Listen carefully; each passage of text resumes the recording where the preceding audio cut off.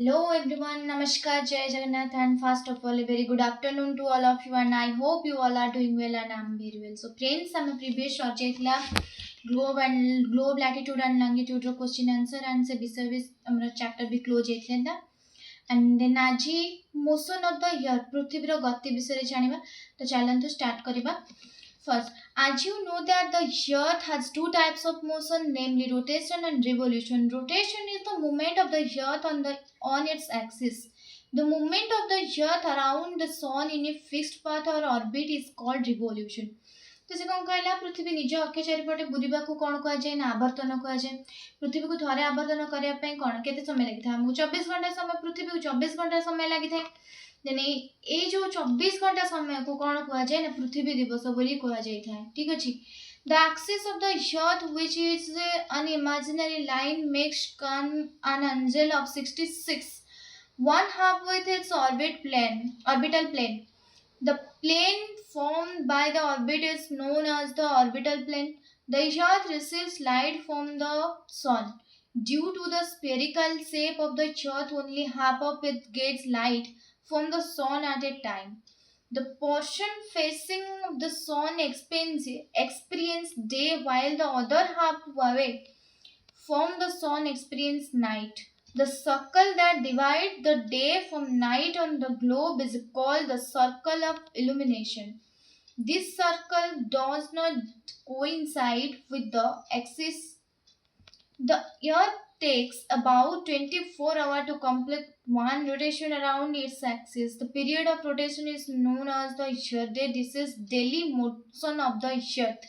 तो से कौन कहला प्रथमे पृथ्वी को निज अक्ष चारिपट परिवर्तन करने कौन कहगला आवर्तन कहगला. तो से अक्ष चारिपट परिवर्तन करने केते समय लगे 24 आवर समय लगी था. ये जो जिनसटा को कौन कहुए 24 आवर परिवर्तन आवर्तन समय को कौन कहुए पृथ्वी दिवस the motion of the earth day कहुए डेली मोशन कहुए. सूर्य का चारिपटे कौन गोटे निर्दिष्ट पथ बा कक्षपथ पृथ्वीर गति को कौन कहुए परिक्रमण बोली कहुए. निज चारिपटे बुलिया आवर्तन सूर्य चारिपटे बुलिया परिक्रमण बोली कहुए. यह एक कौन काल्पनिक रेखा द्वारा कक्षपथ सहित कक्षतल सहित 66 वन हाफ कोण सृष्टि करथाय. केते गोटे काल्पनिक रेखा द्वारा से केते कोण सृष्टि करथाय 66 वन हाफ. ठीक अछि. 66.1 कोण सृष्टि करिथाय. पृथ्वीर जो काल्पनिक रेखा दिन एवं राति को पृथ्वी पृथक करथाय दिन एवं राति को पार्ट डिवाइड कर देथाय से जो आलोक रेखाटी को कौन कहुए आलोक वृत्त बोली कहुए. तार अर्थ कौन द सर्कल ऑफ इल्यूमिनेशन बा आलोक वृत्त बोली कहुए. से कौन करे तार काम होची कौन दिन आ राति को डिवाइड करबा. संक्षेप रे कहले पृथ्वीर गोलाकार आकृति जोगु यार अधा भागरे दिन एवं अधा भागरे राति देखाई देथाय. आवर्तन गति जो ही दिन राति संभव होता है. तो कौन पे दिन राति संभव होता है आवर्तन गति जो ही दिन राति संभव होता है. तो केते डिग्री कोण अनुसार पृथ्वी कक्ष काल्पनिक रेखा द्वारा कक्षतल सहित केते डिग्री कोण सृष्टि करता है 66.1 कोण सृष्टि करता है. सूर्य चारिपटे बुलिया कौन कहुए परिक्रमण कहुए. निज कक्ष चारिपटे परिवर्तन करने कौन कहुए आवर्तन कहुए. तो दिन राति संभव कौन होता है जो संक्षेप पृथ्वी गोलाकार आकृति जो अधा भागरे दिन अधा भागरे राति होता है. तो यही जो आवर्तन गति जो ही आमर दिन राति संभव होता है.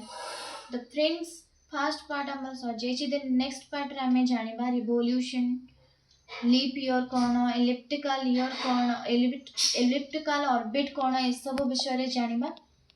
तो ता भीतर आपण मैंने चैनल टी को सब्सक्राइब लाइक शेयर और कमेंट करंतु. देन नेक्स्ट पार्ट को अपेक्षा करंतु. ता भीतर बहुत किछि अछि जानिबा पई.